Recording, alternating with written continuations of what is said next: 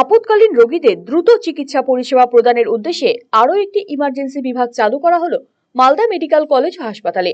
Malda medical কলেজের trauma care ভবনে এই সার্জিক্যাল ইমার্জেন্সি বিভাগ চালু করা হয়েছে।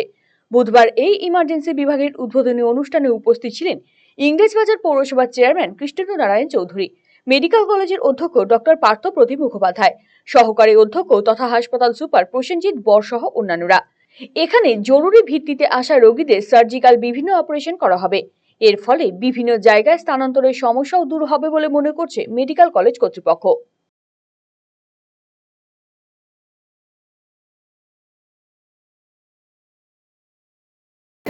আজকে এখানে আমাদের ট্রমা বিল্ডিংয়ে সার্জিক্যাল ইমার্জেন্সি যেটা আমরা উদ্বোধন করলাম, এখানে শুরু করলাম আমাদের ইমার্জেন্সি সার্ভিস, যেটা একসাথে হতো, সব কটা পেশেন্ট এক জায়গায় যেত, তাদের এখানে আসতে অসুবিধা হচ্ছিল বলে আমরা এই সুবিধার্থে এই ট্রমা বিল্ডিংয়ের মধ্যে গ্রাউন্ড ফ্লোরে আমরা এখানে সার্জিক্যাল ইমার্জেন্সি অর্থাৎ সার্জিক্যাল রিলেটেড যে রোগীগুলো আসবেন তারা এখানে চিকিৎসা পাবেন, প্রাথমিক চিকিৎসা পাবেন এবং অ্যাডমিশন হলে এখান থেকে সরাসরি ওয়ার্ডে অ্যাডমিশন হয়ে যাবে।